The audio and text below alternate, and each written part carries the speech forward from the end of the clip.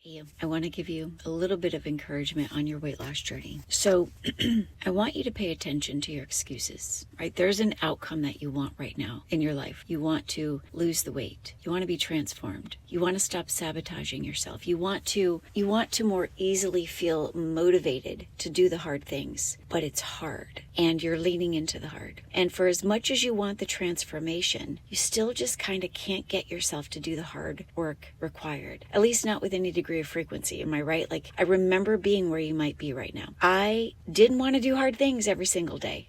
Some days I'd wake up and I'd have the motivation and the willpower and the drive and the organization and everything was there. And then other days I wouldn't show up for myself if I didn't feel motivation, if I didn't feel willpower. No, don't trust on those things. These are in the flesh and of the world. They're just ways that you've been conditioned to feel and to be led by your flesh. Instead, I want to encourage you to be led in the Spirit. When you learn to live your life Spirit-led, things change completely, right? Because you know that your flesh is weak, but your spirit is willing. And here's the thing, for as much as your flesh is weak, I don't want you leaning on that. Instead, I want you to see how your flesh is weak in that it can't do hard things, but it's profoundly strong in that it is mastering you, in that you are trusting it, in that you are giving it more credit and value. You're giving it more weight. And as a result, you're not losing the weight. So know this, if there's an outcome that you want to lose the weight, you have to be willing to do what you don't want. You have to be willing. You don't have to say, I'm waiting to feel like it, or I don't feel like it, or I want to. No, be willing. Every single day, start praying with specificity for what it is that you need.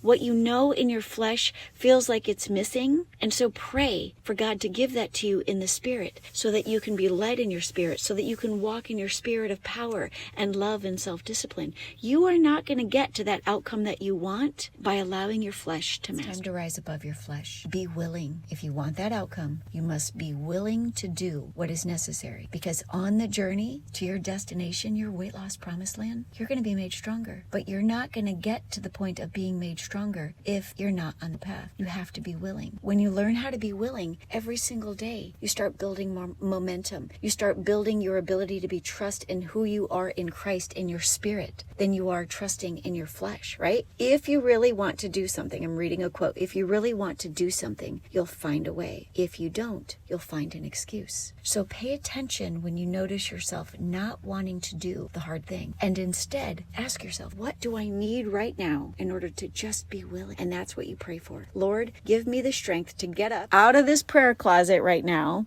right? To get up out of here, put on my gym shoes, and go do the hard thing. Whatever it is, pray with specificity and boldly for what you need.